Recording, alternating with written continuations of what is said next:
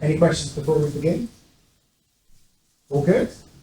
Any type of bow that you prefer, please? So you need a partner, a pair of gloves, and a little bit of space. Yep. It makes pad work faster, it makes pad work easier because I call out numbers rather than techniques. So rather than saying jab, cross, hook, I'll go 1, 2, 3. So it's just a little bit faster, right? So we'll start like that. Pads to the chest means don't punch me. You should never have your pads out if you don't want the person to punch you, because while you've got your pads out and they punch you by accident, you're not paying attention, you get punched in the face, obviously, but you also get injured. So pads to the chest means don't hit me. He's not allowed to do anything other than be in his stance and move a little bit with me, and pads to the chest. Number 1 is going to be what, do you reckon? Yes. Number 2 is going to be, great. Number 3 is going to be, you've done this before. Number 4 is going to be, no. Overhand. Okay, so the overhand, have you done the overhand much here? Yeah, 45 degrees downwards, coming over the top. Hopefully your pad holder holds the pads properly. Number 5 is left uppercut, and number 6 is right uppercut. So 1 to 6 basic boxing angles of attack. 1 is jab, 2 is cross, 3 is hook, 4 is overhand, 5 is uppercut, 6 is uppercut. You notice on the overhand, he takes a step to his left and he dips his head down as he throws it. If you're doing self-defense, that could be a hammer. Do you want to see them again? Yeah, you do. Here we go. So hands are up, chin is down, head is moving a little bit. 1 is the jab, 2 is the cross, 3 is a lead hook, 4 is a rear overhand, lead uppercut, rear uppercut, and then back to stance, hands up with your partner, please. Off you go. Okay, time. Do not switch the pads around. I'm going to call the numbers, you're going to do them. Ready? So with your partner, hands up, here we go. I'll call them out, you do them. 1, double 1, 1, 2. Okay, so as you can see, you can build up some long combinations and it's quite confusing until you've learnt the numbering system, but we'll get you into it as we go. Couple of things on holding the pads. Pads to the chest means don't hit me. When I hold for the 4, don't hold it down here, because that essentially is punching a child on top of the head. We've discouraged that. That's not what you want. It's about shoulder height, about 45 degrees, okay? So he's going to step out and punch over the top. That would simulate me hitting him in the body if my temple is right there for him to go bonk. Does that make sense? So it's not really low. So make sure it's a little bit higher on that.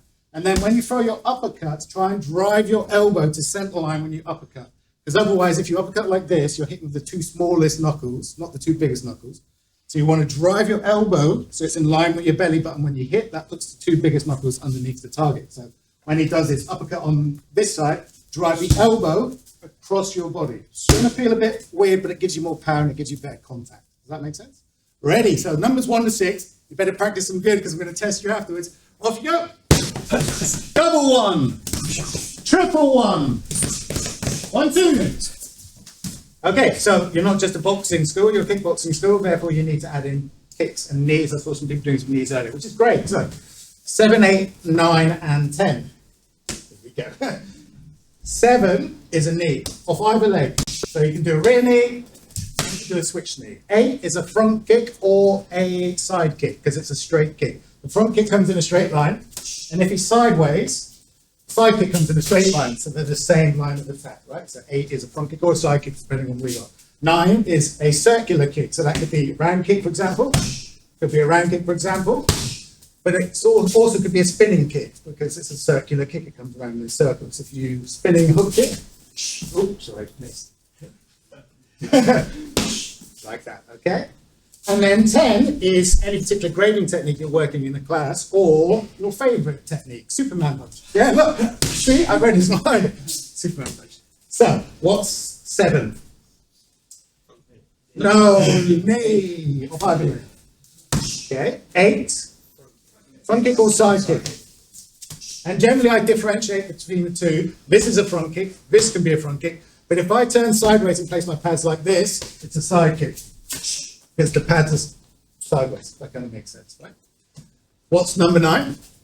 Circular kick. So that could be a single round kick, that could be like a double flip, for example, that could be a spinning kick of any description because it's circular. And then 10 is your favorite technique. Whatever your favorite technique is. Do you want to see them again? Or you got it? See it again? Okay. 7, 8, 9 at any height. 10. And then make sure your hands are up afterwards. You do the Superman punch out and knock someone out, you need your hands back. So make your hands back. Off you go, 7, 8, 9, and 10. Come around here so you can see. So front kick I like this, also like this. Sometimes you can hold it like this, but if you've got fingerless mitts on, sometimes your fingers get damaged. So I prefer this, especially for push kicks where he's trying to push me away, right? I prefer that. For the side kick, I turn sideways and then I lift my left elbow. I turn sideways, lift my left elbow, put it against my body, and you can kick it and give me a whack, right? So front kicks like this, and then you kind of rock it up like that to the side. Off you go. Thank you for that. Here we go. 1, 6, 3. 1, 2. 1, 2. 3, 2. So the idea is, numbers make things faster. Once you know the number exists, you can call out simple combinations, longer combinations, combinations that are a bit confusing. It just speeds everything up. But you've got to drill it to the point where it's automatic, like you just know what each number means straight away. With 10 numbers, you've got kind of infinite number of combinations you can come up with, pretty much.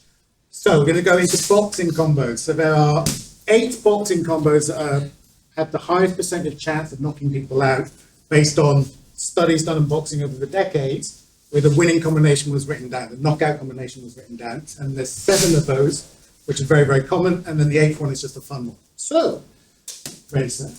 Boxing combo number 1, elbow stand, please. Double jab cross. Easy enough, right? The double jab gets you into range, you land your cross to knock him out. Combo number 2, jab cross hook. The jab cross brings the hands in tight, jab cross me please. And then the hook goes around the outside to knock them out. Combo number 3, cross hook cross. You've got them hurt, so you hit them with the hardest punch, followed by your next hardest punch, and you back to your hardest punch. And then combo number 4 is hook cross hook, you reverse the order. So combo number 1, double jab cross. Combo number 2, jab cross hook. Combo number 3, cross hook cross. Combo number 4, hook cross hook. You notice how I start each pad combination with 1 pad only, because if I put it up like this, he might accidentally hit this one first, because he's not thinking. So I go double jab cross. You see, jab cross hook. So I put up the pad I want him to hit first, then the other pad joins it. Cross hook cross. Hook cross hook.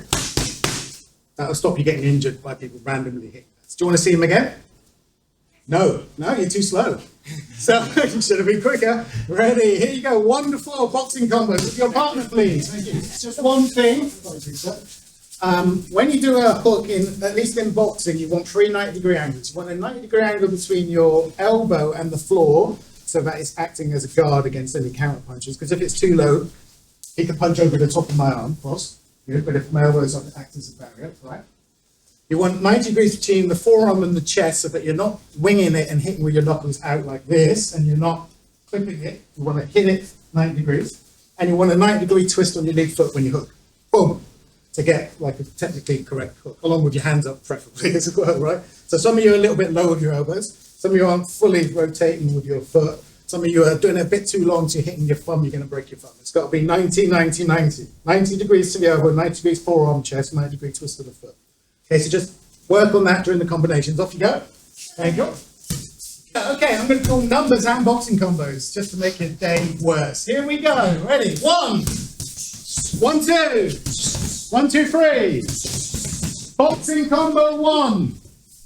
The reason why I also use numbers is because in a fight, because I used to coach people in MMA and kickboxing fights, I could shout out combo 3 instead of going cross hook cross. Because then my opponent knows what's coming, right? Does that make sense? So you often see it in fights where people go, hit him with the hook.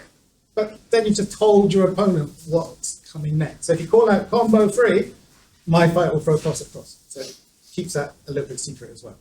Second partner, boxing combo is 1 to 4. Double jab, cross, hook, cross, hook, cross, hook. Off you go. So take your arms out. Now we're going to mix in the numbers and the boxing combos. It's going to be fine. Believe in yourselves. Here we go. 1 through 6. Oh yeah. 1, 2, 5, 6, 3, 2.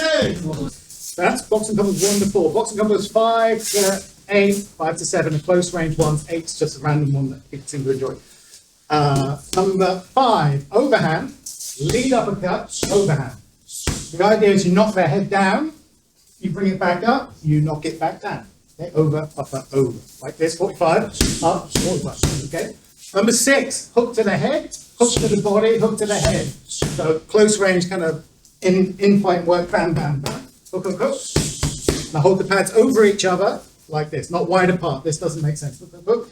Unless you're fighting 2 people. So the pads are over each other. Combo 7, uppercut, rear, hook, and then across. So this is where the person's in front of you here, you lift their head up, hook, across. And then number 8 is a fun one that I do because people like it. Jab, spinning back fist, Superman.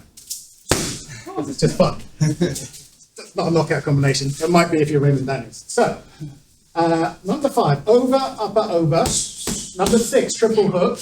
Number 7, uppercut, hook, cross. Number 8, jab, spinning back fist, Superman. Do you want to see again? Yeah, that was quick. So you've got to step out on the overhand, then up, and then overhand. Pads over each other. One represents the head, one represents the body. Hook, hook, hook.